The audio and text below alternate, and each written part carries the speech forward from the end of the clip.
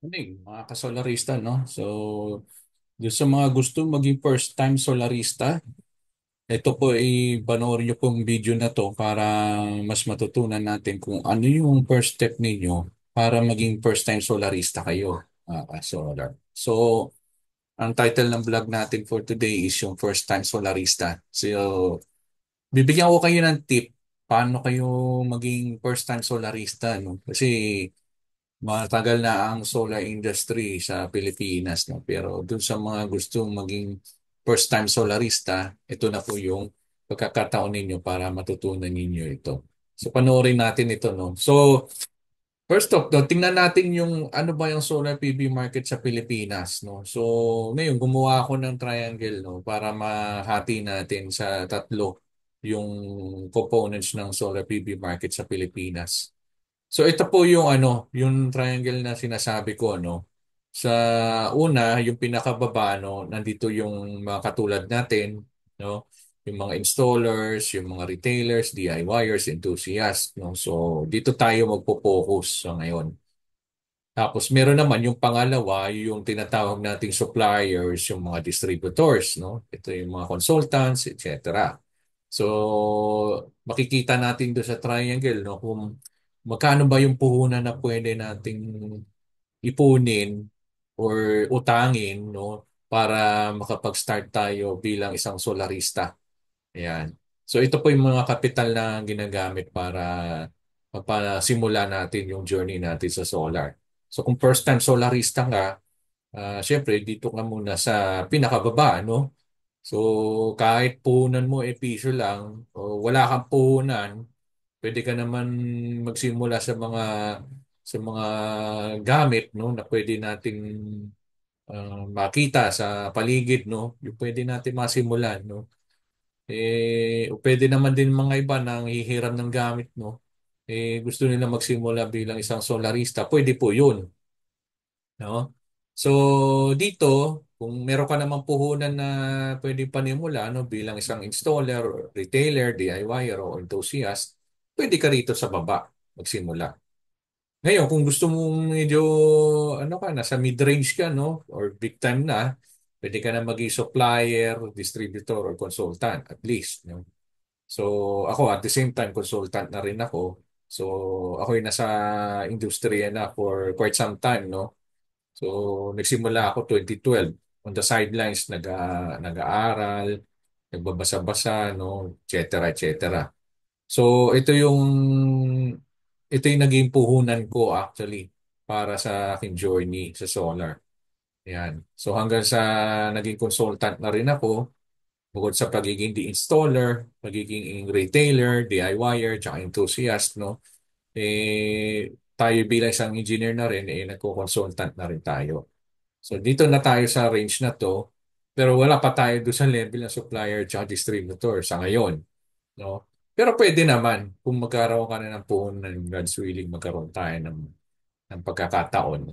So, yun po, yun dyan yung mag-start yung journey natin bilang isang first-time solarista. Ngayon, dun sa mga medyo nasa itaas na ng supply chain, no? Yung tinatawag natin supply chain, ito yung mga manufacturers na tsaka yung mga R&D people. So medyo malaki-laki yung puhunan o yung mga tinatawag nating grants, no, na binibigay dun sa mga people behind the scenes, no, yung mga nagre-research para mas maging efficient yung system. Okay? So ngayon, alam na natin kung saan tayo magsisimula bilang solarista in terms of yung puhunan or yung kapital na kakailanganin.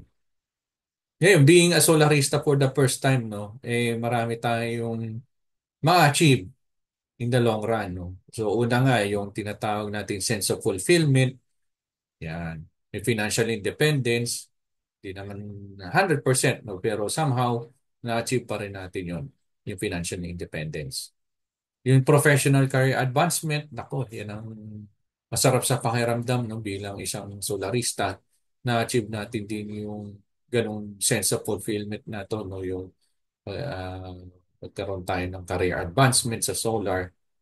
Tapos, bukod doon, pag na humaling na tayo bilang isang solarista, nakakapag-isip na tayo ng mga tinatawag na innovations, no? O yung mga inventions or mga ideas na paano natin may improve yung efficiency ng solar energy natin, no? Yung mga ginagawa natin.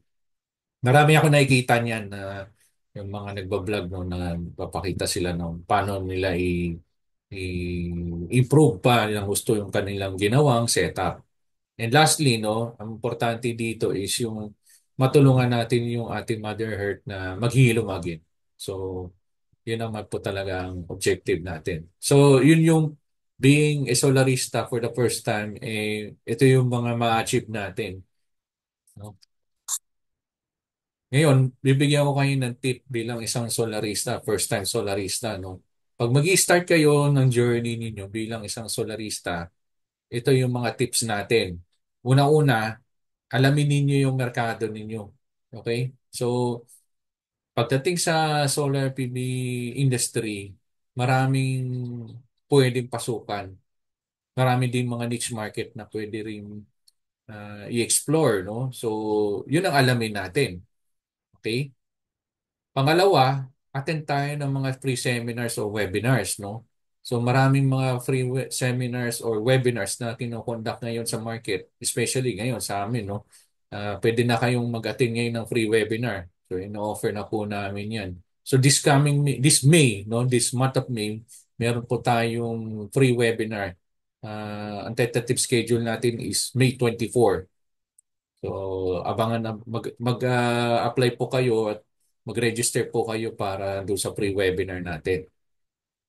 Ngayon, pwede naman tayo mag-apply ng business name, no? So, kung gusto mo na magnegosyo sa solar PV industry, ang first thing na gagawin mo niyo is mag-apply po kayo ng business name.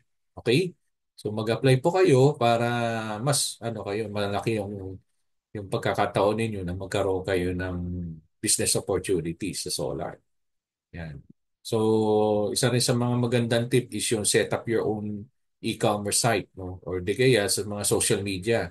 So, pwede kayong mag-set up ng page ninyo or gusto yung mag-YouTube channel or whatever, no?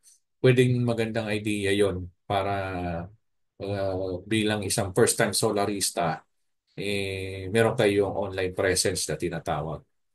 Ngayon, kung gusto nyo naman mag-setup, huwag naman tayo mag-setup ng one time, big time kaagad. No? So, hindi naman tayo lahat may tinatawag na luxury ng puhunan, no? Para makapag-start ng malaki. Pwede naman tayo mag-start ng small. Sabi ko nga, dream big, start small. So, focus tayo dun sa niche market na gusto natin, sa solar PV market. Mag-avail tayo ng mga credit facilities, no, na pwede nating gamitin. So kung meron kang mga digital banks na hawak ngayon, no, i-leverage natin yun bilang panimula natin as a first-time solarista. Tapos, panghuli, invest on the right materials, tools, and equipment. No? So, maganda yung magkaroon tayo ng mga tamang set of materials, tools, and equipment bilang first-time solarista para mas maganda yung ating competitive edge dun sa iba. Okay? So ito yung mga materials na gagamitin ninyo panimula, no? So itong mga nakalista na to ay based dun sa naging journey natin for the past years, no? Ito yung mga madalas na materials na ginagamit bilang first time solarista. So ito naman, mga nabibili naman to sa suki ninyong hardware, yung iba naman pwede nyong bilhin sa online. So pwede po 'yon. So itong mga materials na to, so pwede nyo naman i-post ito pag pinanood nyo tong video na to para malista ninyo yung mga materials, tools, and equipment na yan. So ito yung mga basic na mga materials. Ito, yung mga materials na nililista namin, mga kasolar. Ito yung ginagamit namin sa training natin, sa regular training session natin, yung sa hands-on activities natin. So ito yung picture ng mga bagay na pinakita ko kanina, yung mga materials na yun, no. So kung gusto niyo ng kung gusto niyo ng kopya nito, email niyo lang po ako doon sa aming official email address, no. So ipapakita ko na lang sa video na to after this. Tapos ito naman yung mga tools and equipment na madalas ginagamit, no? So kung first time solarista ka, mag-ready ka na ng mga tools and equipment na to. So i-post mo lang tong video na to kung gusto mong balikan at ilista lahat ng mga tools and equipment na kakailanganin mo. Ayan. So ito naman yung mga itsura nila. So syempre, first safety first. No? Yun yung tinuturo natin sa mga first time solarista, lalo na sa kanila. So dapat talaga safety first. No? Kasi ito po ay ah, electrical equipment na ang pinag-uusapan dito. So maaaring makurente ka or masunog ka. No? So ingat lang tayo sa pag-i-install mga solar. So yun lang po mga ka-solar, no? So hopefully nagustuhan ninyo yung aking video. Bibigay ko sa inyo itong listahan ng mga materials, tools, and equipment na to. So link and subscribe lang, like and subscribe lang to our video at send ko sa inyo yung ipakita ko doon sa video yung email address kung saan ninyo pwedeng kunin itong listahan ng mga materials, tools, and equipment po. So hopefully nagustuhan niyo po itong video na to.